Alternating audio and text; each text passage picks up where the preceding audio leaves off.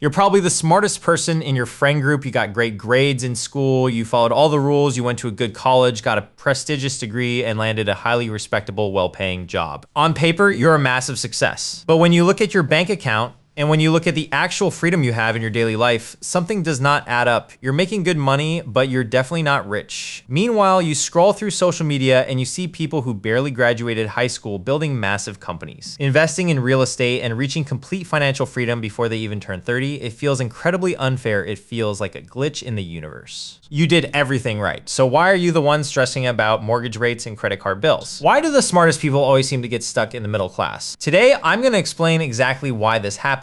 I'm going to reveal the specific psychological traps that are weaponized against intelligent people. I'm going to show you why the very traits that made you successful in the traditional education system are the exact same traits that are currently keeping you broke. And most importantly, I'm going to tell you exactly how you can unlearn these habits so you can finally translate your intelligence into actual generational wealth. The first reason smart people stay trapped in the middle class is because they optimize for salary instead of equity. From the time you're 5 years old, the system recognizes your intelligence and immediately funnels you into a very specific path. Teachers and parents tell you that because you're smart, you should become a doctor, a lawyer, an engineer, or a corporate executive. These are highly respected, highly paid professions. So you spend a decade of your life studying, passing exams, and taking on massive student loan debt to get the qualifications required for these jobs. When you finally land the job, you're handed a set of golden handcuffs. You're paid a salary of $150,000 or $200,000 a year. You feel incredibly successful, but here's the brutal reality of the golden handcuffs. You're still trading your time for money. It does not matter how high your hourly rate is. You're strictly capped by the number of hours in a day. A lawyer billing $400 an hour can still only work so many hours before they completely burn out. Because you're trading time for money, you can never truly scale your wealth. Furthermore, high salaries are punished by the financial system. Standard W-2 income, which is the income you get from a regular paycheck, is the highest tax income in the entire economy. By the time the government takes 30 to 40% of your hard-earned money, your massive salary looks incredibly average. The wealthy do not optimize for salary. The wealthy optimize for equity. It means ownership. When you own a business, or when you own a portfolio of real estate, or when you own shares in the stock market, your income is entirely disconnected from your time. A business can make money while you're sleeping. A real estate property appreciates in value and collects rent whether you're awake or asleep. Intelligent people often miss this because they are so easily seduced by the prestige of a high salary. They look down on the guy starting a messy, unglamorous landscaping business or a local plumbing company, but that guy is building equity. He is hiring employees, buying equipment, and building an asset that he can eventually sell for millions of dollars, while the smart corporate executive is just waiting for their next bi-weekly paycheck. The second reason smart people stay middle class is a psychological trap called overanalysis paralysis. If you're highly intelligent, your brain is incredibly good at processing information, recognizing patterns, and calculating risk. In an academic setting, this is a superpower. But in the world of wealth creation, this is a fatal flaw. When an intelligent person looks at a new investment opportunity or thinks about starting a business, their brain instantly maps out every single way it could possibly fail. They see the economic risks, the market competition,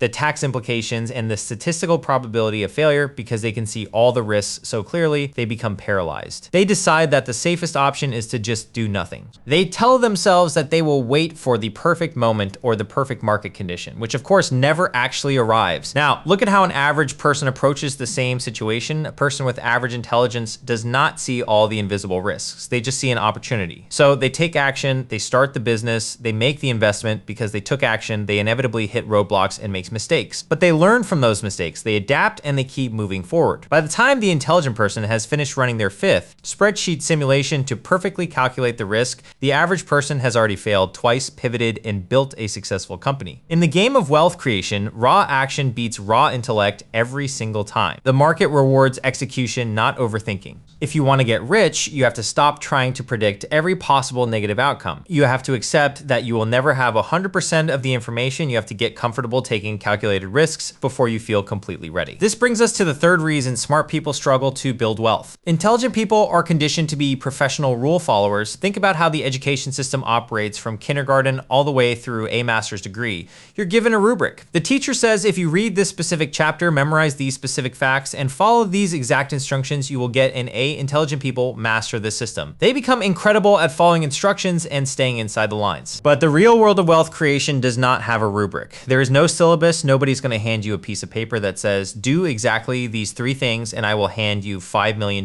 Wealth is created by finding inefficiencies, breaking the established norms, and doing things that other people are not doing. Wealth requires you to look at the rules and realize that most of them are completely made up. The people who build massive fortunes are the ones who color outside the lines, but for a smart person who has spent 20 years being rewarded for following the rules perfectly, stepping outside of the predetermined corporate path feels incredibly dangerous and wrong. They wait for someone to give them permission to be wealthy, but permission is never coming. You have to take it. The 4th trap keeping smart people broke is the fragility of their own ego. When you grow up being the smart kid, your entire identity becomes wrapped up in your intelligence. Your parents praise you for being smart. Your teachers praise you for being smart. Your friends ask you for advice because you are the smart one. Because your identity is tied to your intellect, your biggest subconscious fear is looking stupid. How do you guarantee that you never look stupid? You never try anything new. You never step out of your comfort zone. If you start a business and it fails publicly, people might think you're not as smart as they thought you were. If you make an investment and lose money, you will feel foolish. To protect their ego, intelligent people stay in their safe, comfortable corporate jobs where they already know all the answers. They choose the certainty of the middle class over the uncertainty of massive wealth purely to protect their self-image. Wealthy people do not care about looking stupid. In fact, wealthy people are completely fine with looking like idiots in the short term if it means they win in the long term. They are willing to ask dumb questions. They are willing to launch terrible first versions of their products. They are willing to fail publicly because they know that failure is not a reflection of their intelligence. Failure is just a data point. It is just feedback. If you want to escape the middle class, you have to completely detach your ego from your financial journey. You have to be willing to start at the bottom, look foolish, and learn as you go. The final reason smart people stay in the middle class is because they believe their intelligence entitles them to wealth. They think that because they have a high IQ and because they work hard at their job, the universe will eventually reward them with financial freedom. But the market does not care about your IQ. The market does not care about your college degree. The market does not care how hard you studied. The market only cares about one thing: value. How much value are you providing to the world and how scalable is that value? You can be the smartest structural engineer on the planet, but if you're only providing value to one single employer for 40 hours a week, your income will always be capped. On the other hand, you could have a very average intellect, but if you figure out a way to solve a painful problem for 10,000 people through a software program, or a product or a service, the market will reward you with millions of dollars. The economy is a machine that rewards scale. So how do you fix this? How do you take your intelligence and finally use it to build actual wealth? First, you have to transition from a student mindset to an owner mindset. You have to stop optimizing for a higher salary and start figuring out how to acquire equity. You need to start buying assets that produce cash flow without your physical presence. This means taking a portion of your high salary and aggressively buying broad market index funds or real estate or investing in a side business. You have to separate your time from your earning potential. Second, you have to force yourself to take asymmetric risks. An asymmetric risk is an opportunity where the potential downside is strictly capped, but the potential upside is virtually limitless. For example, starting an online business on the weekends might cost you $1,000 and a few hours of your time. If it fails, you lose $1,000. That is your capped downside. But if it succeeds, it could generate tens of thousands of dollars a month. That is an asymmetric risk. Smart people avoid all risk. Wealthy people actively seek out asymmetric risk. Finally, you have to unlearn the fear of failure. You have to realize that the rules of the middle class were designed to keep you exactly where you are. Your intelligence is a massive advantage, but only if you apply it to the right game. If you can let go of your ego, stop overthinking every decision, and start prioritizing action over perfection, there is absolutely no limit to what you can achieve. If you're ready to stop analyzing and start actually building wealth, the next step is knowing exactly what to do with the money you're earning right now. If you want to know the simplest, most effective way to start investing your income so it grows on autopilot, you need to watch this video right here where I lay out the exact strategy step by step, but do not click on it just yet. Make sure to hit that subscribe button first if you want to break out of the middle class. Okay, I will see you over there.